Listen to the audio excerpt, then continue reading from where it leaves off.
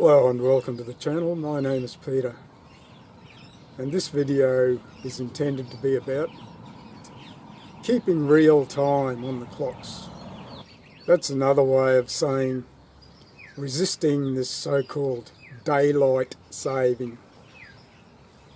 I have a memory of standing on school parade in the gloom, swaying, barely conscious, after having been to swimming training an hour earlier than usual, real time. The year was 1971 and I was in grade 11. So I remember that. I've had to realise that anyone who's younger than about 57 here in 2018 might not remember that. So they could fall victim to any suggestion that it might be a good idea. I had always wanted to add some factual information to the debate about this. I've always wondered where the astronomers and the geographers were when this was happening. Anyway, I've always wanted to do this, but I've never had the time to. But recently my paid employment ran out and now I do have time, but there are a number of things I wanted to do. So this was still some way down the list until I saw this.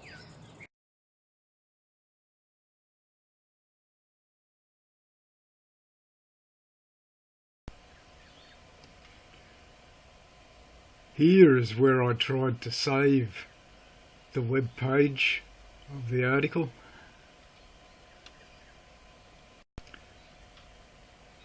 But when I try to open it again, this is all I get. Something's gone wrong.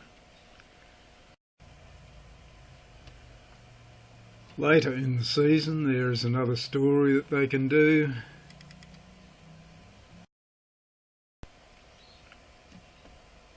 Here's the headline: Challenges of Living on the Border at Tweed Heads. And here's where they recount these that they've collected from several local identities, letting us know about the difficulties of operating a business that straddles a time zone border, a time zone boundary. There's one of them. And I got stampeded into it in a hurry. Now, this tends to happen every year, I gather. You see the newspapers, they did a survey. If all this goes wrong and I record part 2, I'll get someone else to explain to you about surveys. First you'll laugh a bit uncomfortably, and then you'll squirm, and then you'll groan. What the journalists seem to do is they can get 2 free stories a year out of this. What they do is they'll give this sleeping dog a bit of a prod, and it'll snuffle a bit and half wake up and do some snarling and growling, and then they let it go back to sleep. If it does any more than that, then we've got trouble.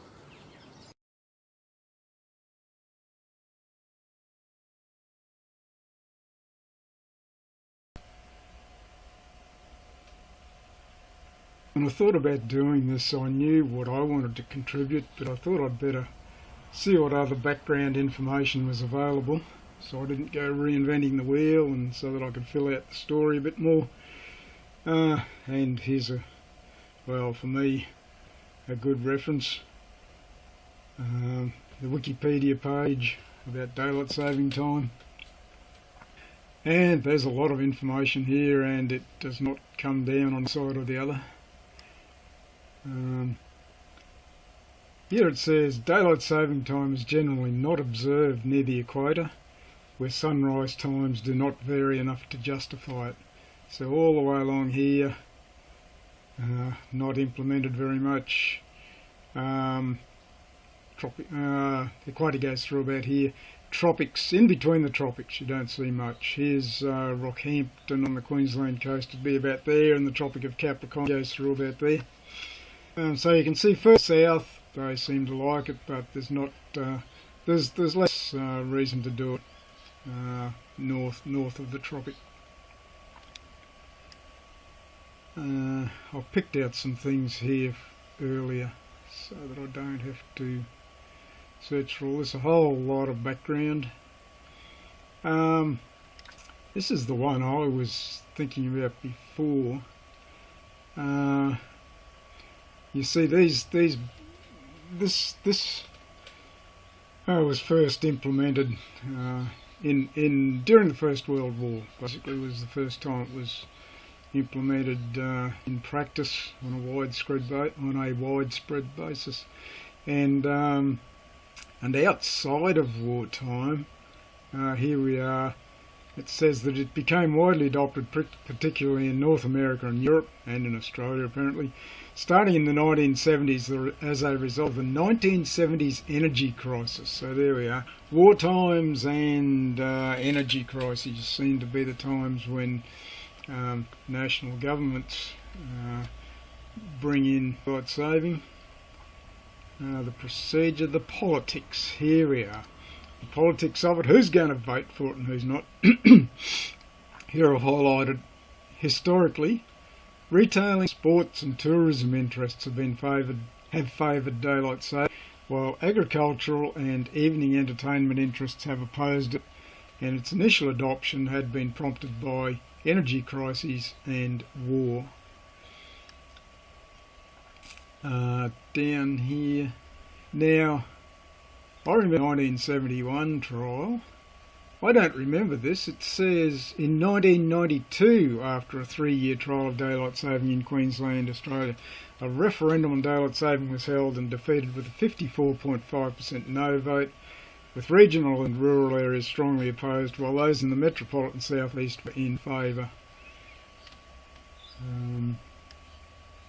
Rolling on. Benefits and drawbacks, you know, this tends to be polarised.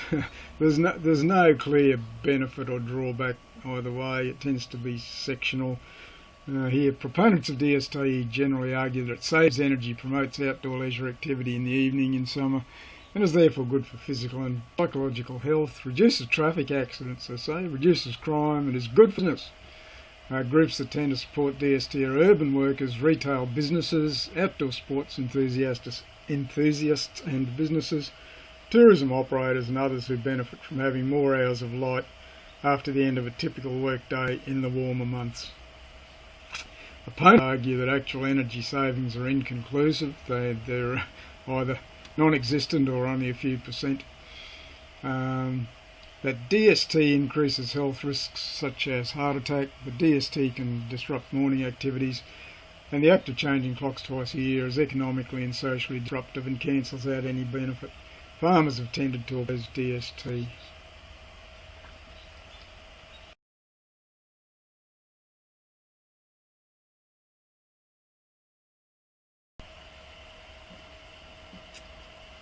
Moving on. Energy use. This was one of the so-called reasons for implementation. A 2017 meta-analysis of 44 studies found that daylight saving time leads to electricity savings of only about 0.34% during the days when DST applies. Savings in electricity may also be offset by extra use of other types of energy such as heating fuel. So no clear benefit there. Economic benefits. Undisputed winners of DST are retailers, sporting goods makers and other businesses that benefit from extra afternoon sunlight. Having more hours of sunlight in between the end of the typical workday and bedtime induces customers to shop and to participate in outdoor afternoon sports. There's the whole motivation for it. You know, it's financial stimulus and the people spending money on sport, recreation and shopping. People are more likely to stop by a store on their way home from work if the sun is still up. Further down here, conversely, DST can harm some farmers, young children who have difficulty getting enough sleep at night when the evenings are bright, and others whose hours are set by the sun. So you see, farmers don't need a clock to tell them when to milk cows, when to cut hay, and so on.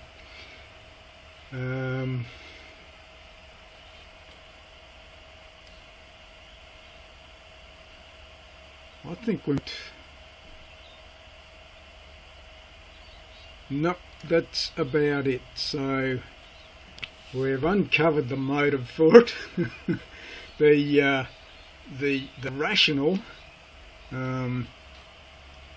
reasons for adopting this were to conserve energy during times of energy crises or during wartime, and the benefits there have been shown to be minimal, if any. So there it is. It's well worth a read through yourself. You'll find other things there I've skipped over that you'll find amusing.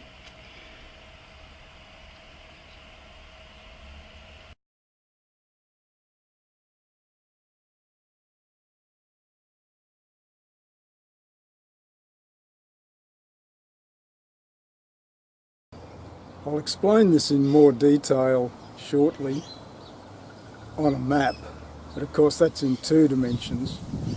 Here's a little attempt at a 3-dimensional demonstration making use of this globe here. In springtime and in autumn, the tilt of the Earth's axis will be 23.5 degrees across if you're looking from the direction of the sun. Where's Australia? What you would find looking at that is the boundary between dark and light would appear to sweep across following the lines of longitude. Whoop, this way. They'll go like this. Oh, yeah, not bad. I'm trying to line up with the lines. No, you get the idea. It's pretty hard for me to do. When it is summertime in the southern hemisphere, the South Pole is tilted towards the sun, and what you would notice is that the boundary between light and dark would appear to sweep across from the southeast towards the northwest. Right. Pretty difficult for me to do. I think you'll get the idea. Conversely, in wintertime, the South Pole is tilted away from the sun, the North Pole is tilted towards, if we can find where Australia is. In wintertime, light-dark boundary will sweep across from northeast towards the southwest. That's all pretty rough, but you can, I hope I've conveyed to you how this tilt angle of the Earth's axis affects the way the light-dark boundary sweeps across the continent at in different seasons. Now, that might not have been very good, I suspect, but I'll show you all this in detail on a map. Atlas. If we go back here,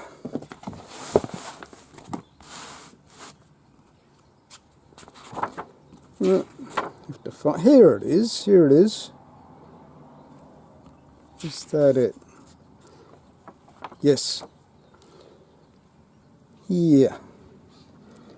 There's a little diagram there, one little diagram, if I zoom in, showing length of day and night on the 21st of June. Okay, that's midwinter in the southern hemisphere. That's related to it all, and across here we are. If I can try to remember my terminology and operate a camera at the same time. This illustrates how the tilt of the Earth's axis relative to the plane of the ecliptic, that is the orbital plane of the Earth around the Sun, is responsible for the seasons. And that's all related to what I'm trying to describe to you. Now, sometime, I forget when it was, grade 5, grade 6 or something, your primary school teacher would have spent the best part of a morning explaining all this to you. How much of it you remember?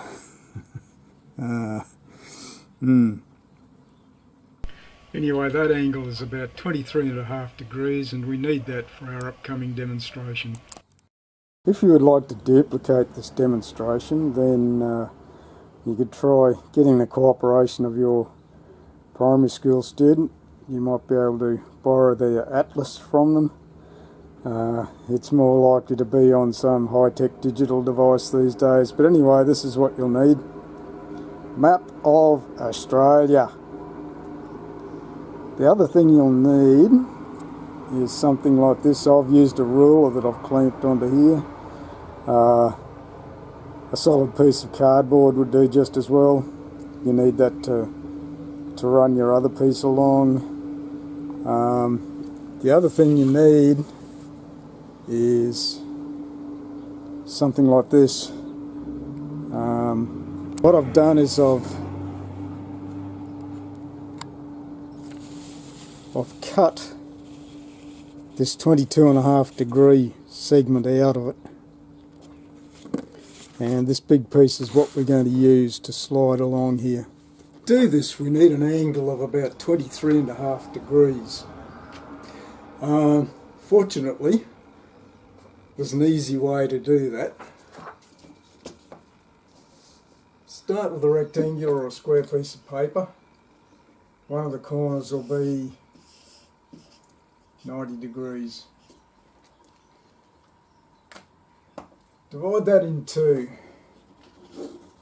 Fold that diagonally like this.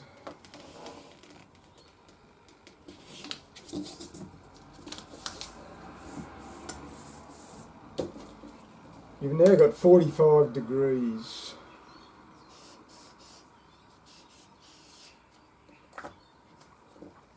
Oh. Fold that in half again. This is going to be fun.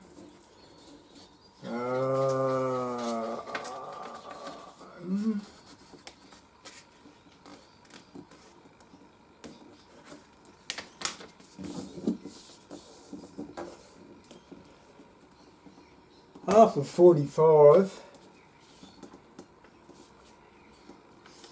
is 22.5 degrees. That's close enough to 23.5 for our purposes.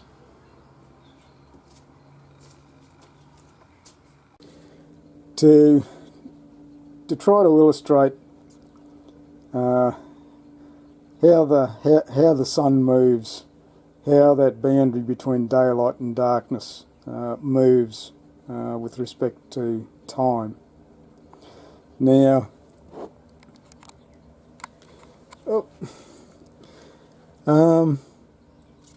in springtime and in autumn, the boundary between daylight and darkness will move along the lines of longitude, and I've squared this up here roughly so that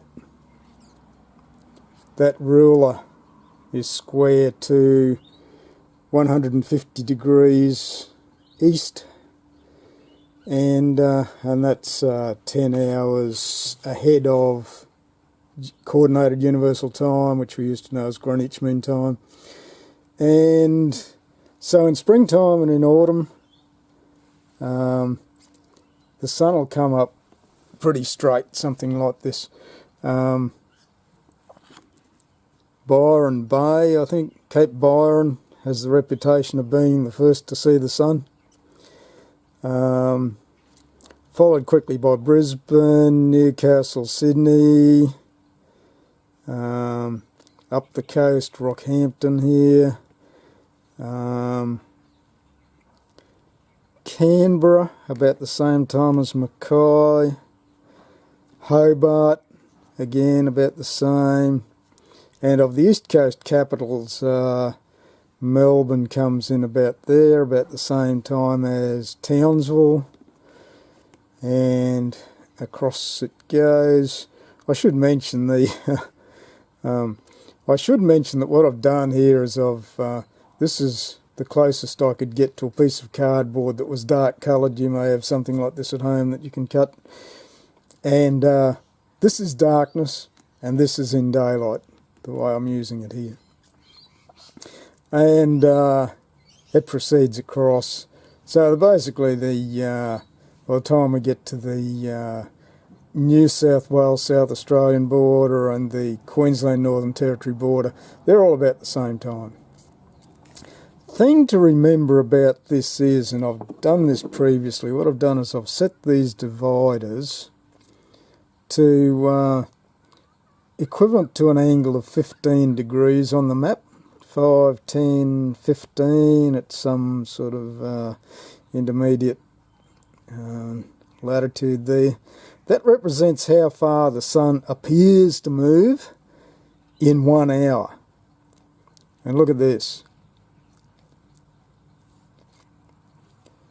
Mount Isa, the sun rises on Mount Isa roughly an hour later than it does on Brisbane. And this is, in the best case, in springtime and in autumn. Now, what's this so-called daylight saving about? Well, this is what I'll show you if I can get this the right way around. Here we go. If I put this way,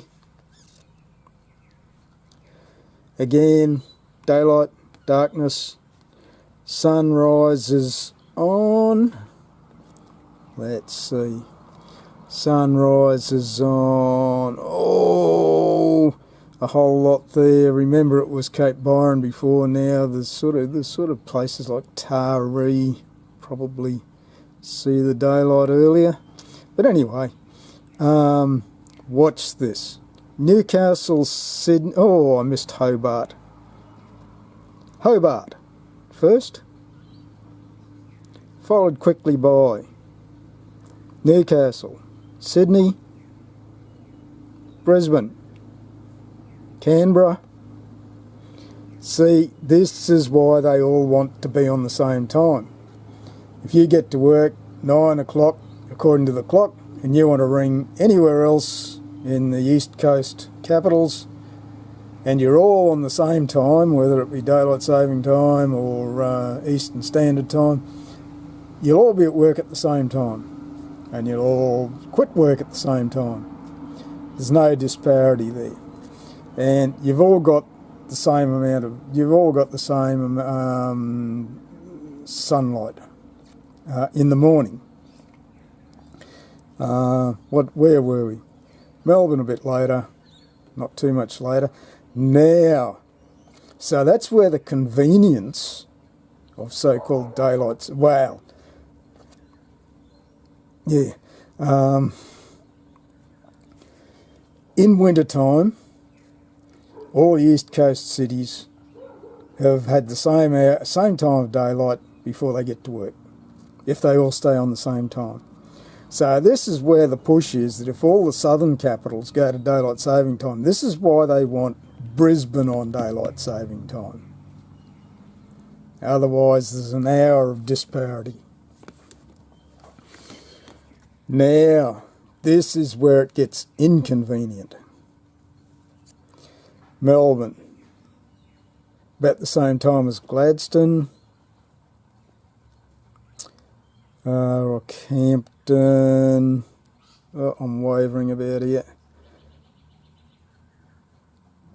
By the time you get to Mildura, which is just about one of the largest, the last large places in northwestern Victoria, it's about the same time as Mackay.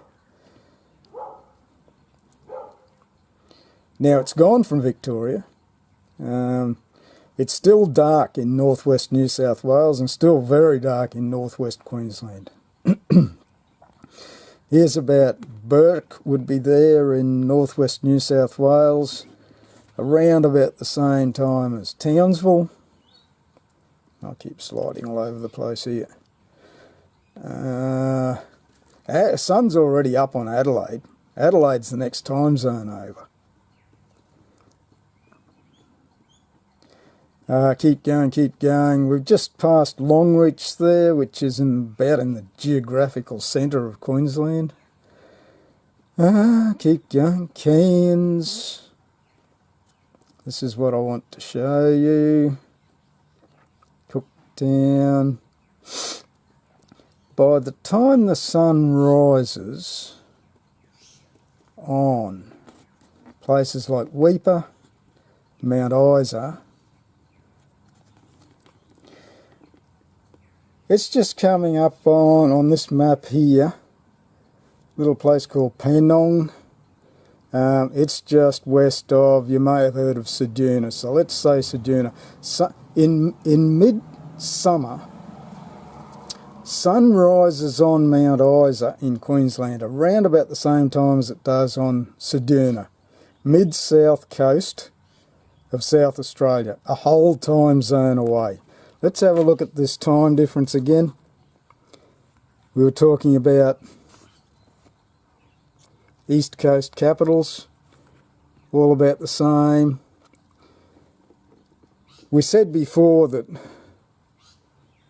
in springtime and in autumn, sunrises on Mount Isa are about an hour later than it does in Brisbane.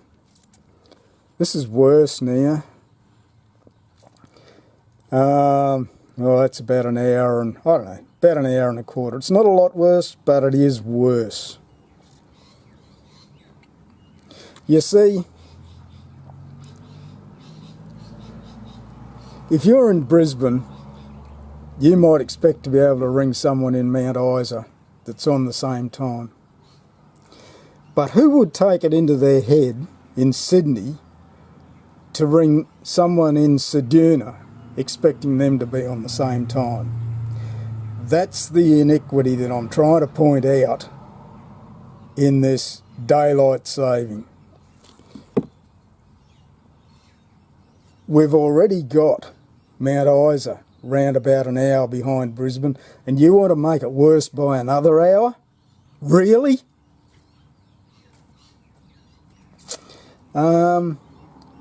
This is interesting to play with. In the evening in winter, let's see if I can get this right. I have to move this around. Yeah, this is the way it goes. In the evening in winter, darkness descends from the northeast. And so it sort of lines up with the Queensland coast this time. Remember that the sun rose pretty much along the line of the southeast coast. Now, in the evening, in summertime, the sun descends on the northeast coast approximately the same time, and so it goes. Gets dark in Brisbane very, very rapidly all the way up the coast to Rockhampton.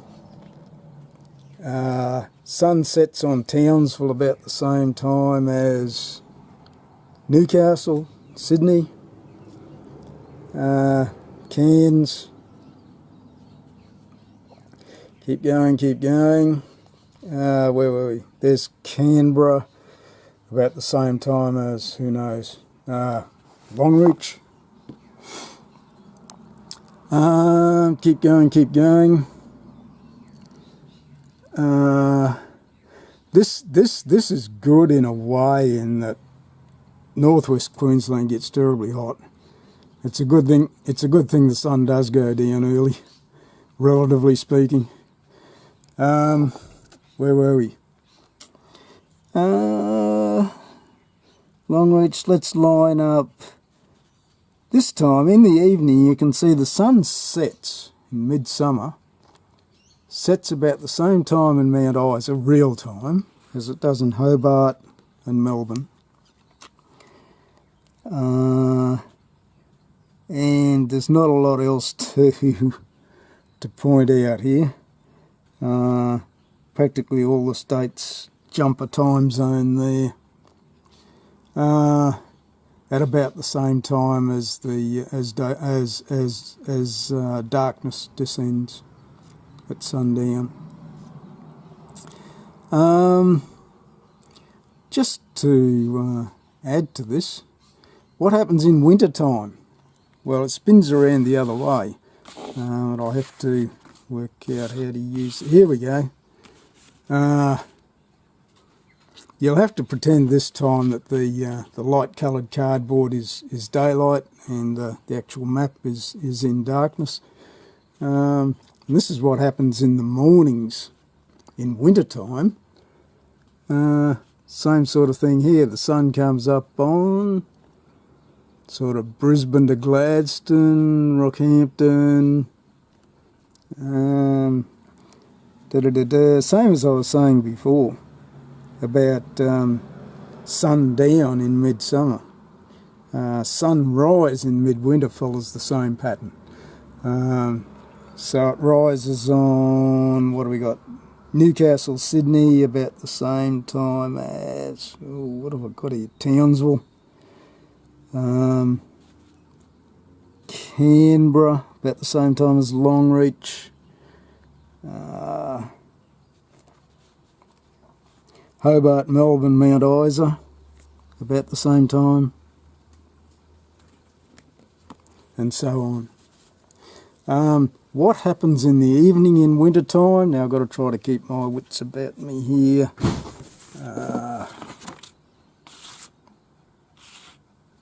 Oh, that's this one. Here we go. Yeah, sundown, darkness coming across from the east. Same sort of thing as sunrise in midsummer. So you can see all the east coast capitals there. Sun sets on all the east coast capitals about the same time. Brisbane, Newcastle, Sydney, Hobart, Canberra, Melbourne, and so on across here. Sun sets on Adelaide about the same time as Townsville. And the same sort of stories we had, same sort of, get back on, same sort of stories we had before. Sun sets on Mount Isa about the same time as it does on Ceduna. Now, it warps my mind to try to work out what you could do here, but there's probably just about as much a case of moving the clock some way or other in winter time. Only I blow a mental fuse trying to work out what.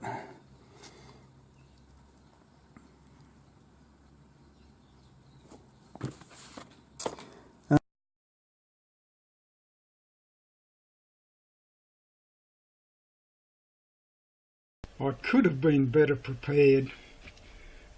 I really wanted some hourly temperature data for midsummer, but I've been stampeded into doing this, so this was all I could find. I've got the hourly temperature prediction for Mount Isa for September the 11th, 2018, which is only just out of winter time. So you'll have to pretend that these temperatures here are 10 degrees higher. Now I've marked a few other things on here. Here's the time of sunrise, 0640. You can see that minimum temperature is maintained for a good 30 or 40 minutes after the time of sunrise. That's because the solar radiation doesn't get to equal radiation losses to space until the sun gets up at a moderate angle, whereafter the temperature rises there at the rate of about 3 degrees an hour. At the other end of the day here in the afternoon, you can see that maximum temperature is attained at about 3 o'clock in the afternoon. Seems to be about the same whether it's winter or summer, and it stays pretty flat at that until after 6. Soon after that it starts falling at around about 2 degrees an hour and gradually flattens out.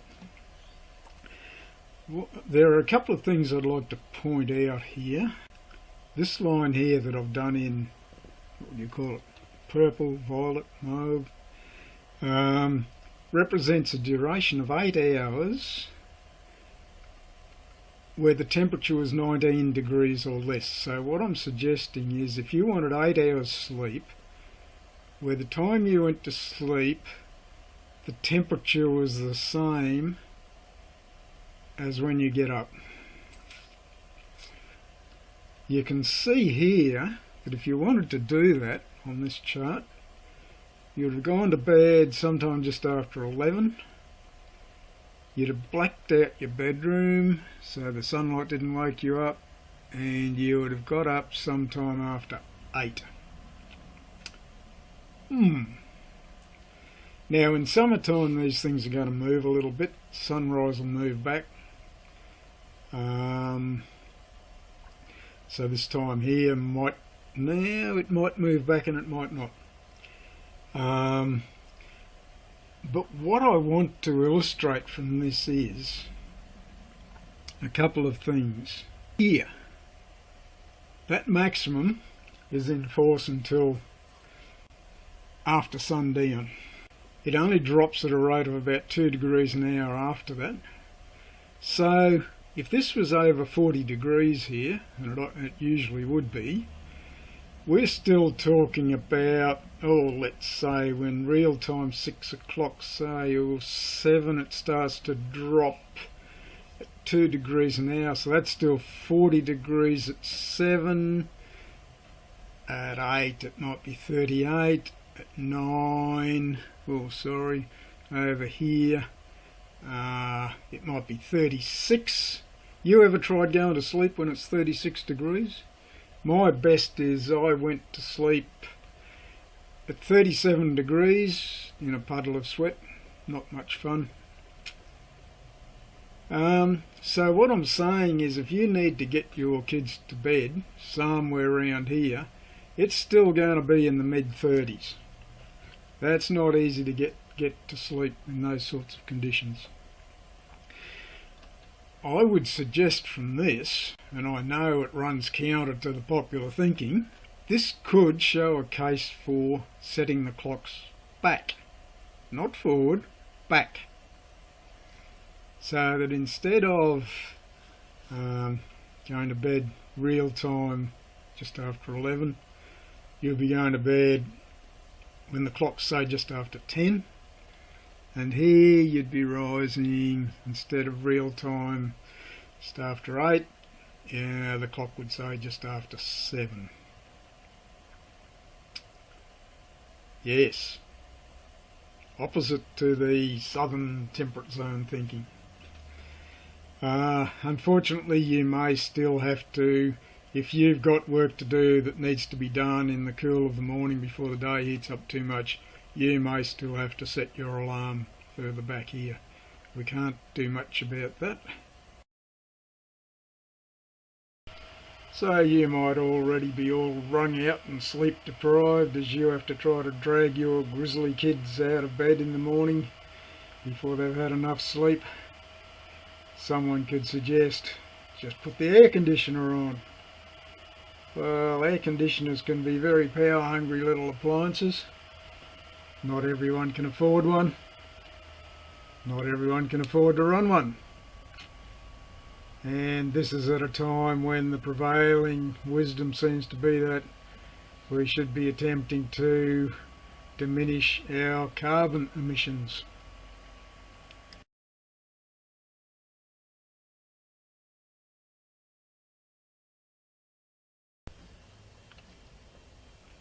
When the Queensland border was surveyed,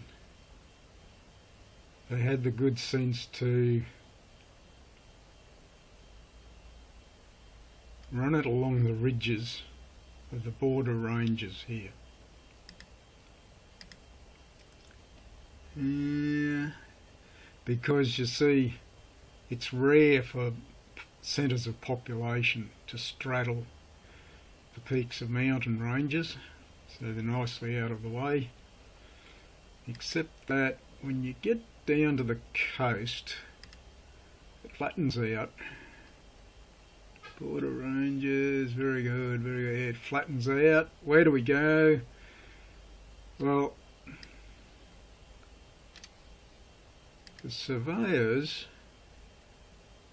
they were still working to principle, and they said something like, we start at Point Danger here and basically follow the boundaries of the watersheds, that is the river catchments.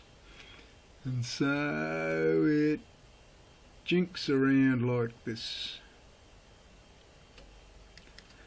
And what has happened as urban development has occurred, Tweed Heads has ended up straddled across the border. Where does it go? Out here. Which means that when New South Wales goes to daylight saving time and Queensland stays on Eastern Standard Time, that's the boundary between the time zones. And if you live one side and go to school the other side, and then you got to go to soccer training back here and pick someone else from school to take them to ballet somewhere else, it's a nightmare.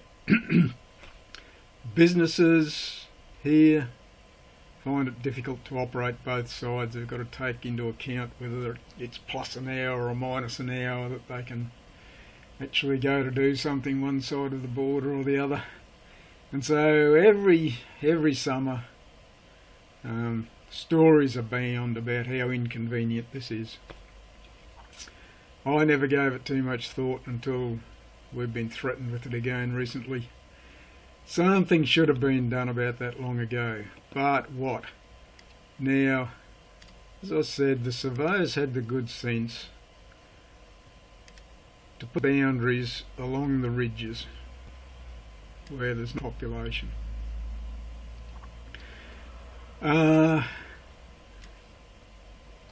So I would suggest moving that boundary for the purposes of time zones. Where to? Now, as we go further north here, from Tweed Heads, it only becomes more and more dense. Coolangatta, Currumbin, Burleigh Heads, Gold Coast, it just gets more and more dense all the way up to Brisbane. Where's Brisbane? Here we are. And there's not another opportunity way north of Sunshine Coast. That's about 150 kilometres up there, north of Brisbane. Oh, let's come back down again because that's not going to work. Back to Tweed Heads. I'll just try. Here we are. No, it's a bit dense, but that'll do us. This catchment here, roughly, I don't know whether I've got that right. This catchment here is the... Have I got that right? No! Going back, following the ranges. This little catchment here is the Tweed River catchment. South of that is the Richmond River catchment. I think it comes out here. Is that right? Not sure whether I've got that right. But anyway,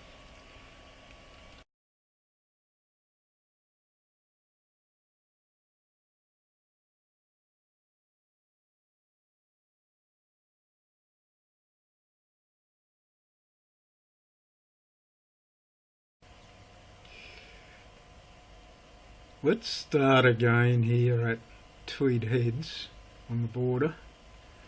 Here's the border, following the ranges. If we follow those ranges around, that defines the Tweed River catchment. Tweed River catchment. Let's zoom out. South of there,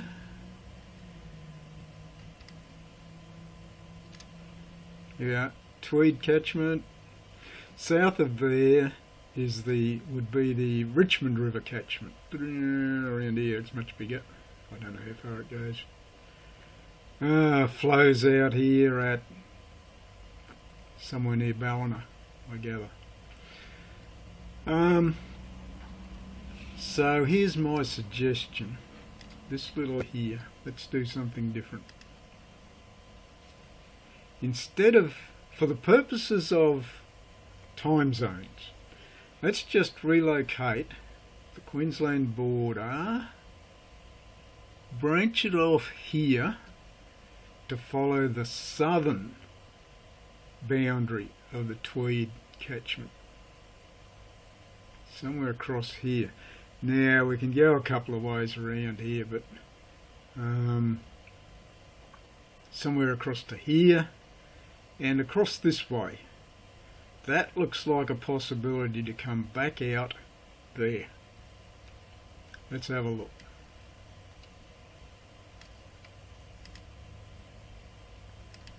Looking good, not very much. I've got to come down here. Mount Jerusalem National Park, middle pocket. This here looks like a possibility. South Gold Beach there is on the southern edge of that. We don't want to go through there and create another Tweed Heads. But if we cut across here through this green reserve here, it's labelled Billy Nudgel, that could be a possibility for locating the boundary of a time zone that would not cause very much inconvenience. There's always going to be someone living here, sorry, but there won't be very many. And if you build there knowing that that's where there's going to be a time zone boundary, well, don't come crying to me, because that's the next best thing I can think of to do. And if we zoom back out, where are we? Ocean shores. There's not another opportunity to do something like that until we get well south of the Richmond catchment down here, and that's chewing a big chunk out of northern New South Wales. If we were to do this, we would have to negotiate with northern New South Wales for administrative purposes to take this little area here and put it on Queensland time. It would be great if they did. It would relieve all the inconvenience from Tweed Heads. I wonder would they do that for us.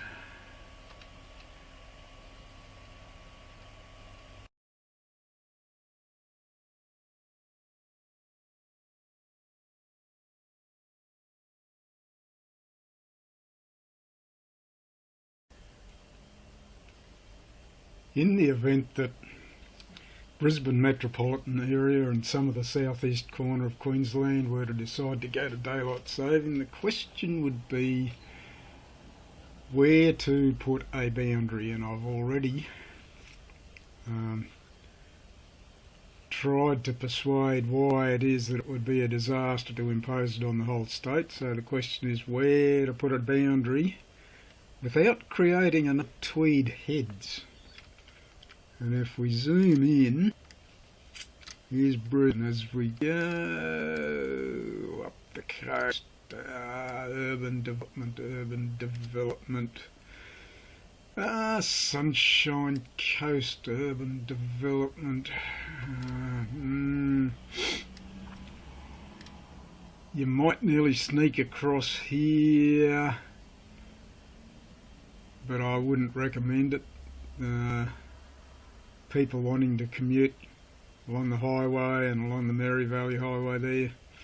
I think our first opportunity is somewhere north Gympie. There's a lot of this green area out on the coast. I would suggest, from the geometry of it, where is it come out again? A good place to sort of draw a line.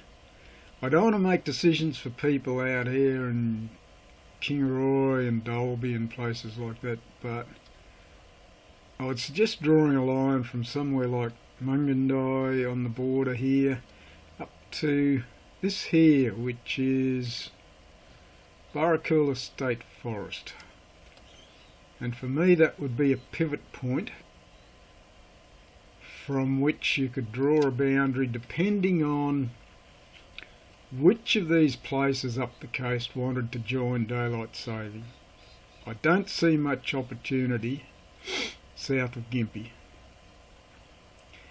I reckon there's a good opportunity here between Barracool State Forest across this relatively sparse zone here to the coast. Here just, well, what does it say, Great Sandy National Park here, south end of Fraser Island, between Gympie and Maryborough.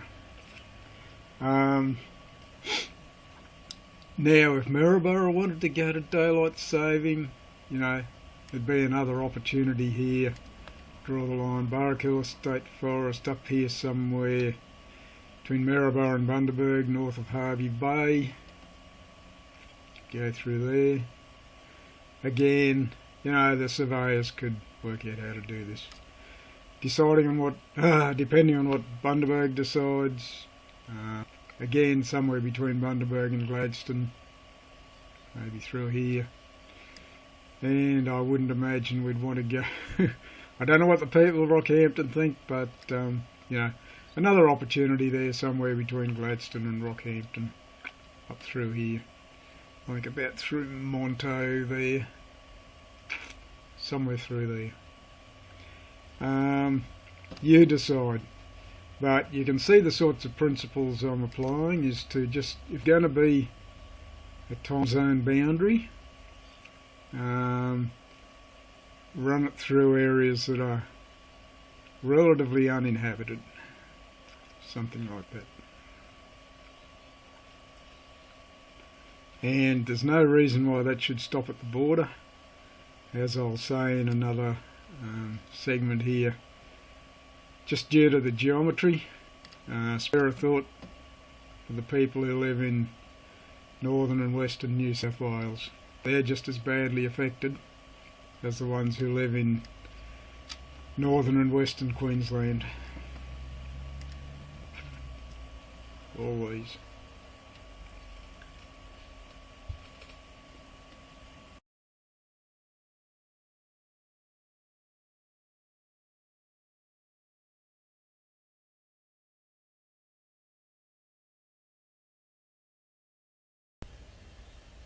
As mentioned previously,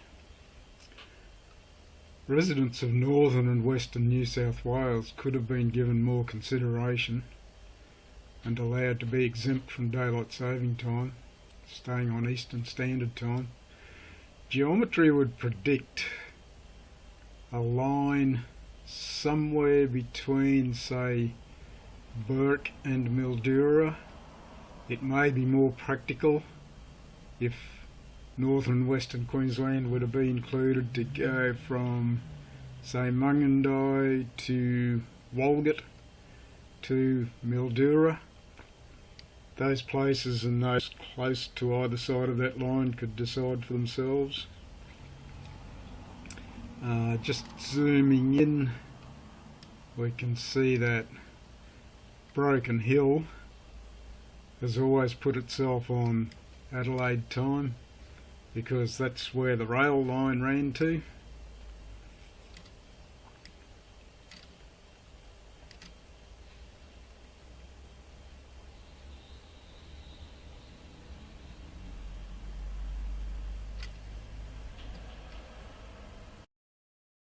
Here are 5 alternatives that I could anticipate. The first case is what we have right now. Queensland on Eastern Standard Time, inconvenience in Tweed heads, and the journalists get 2 free stories a year. Remember that. Next case, all Queensland, Tweed Catchment, Northwest New South Wales on Australian Eastern Standard Time. This would be my preferred option.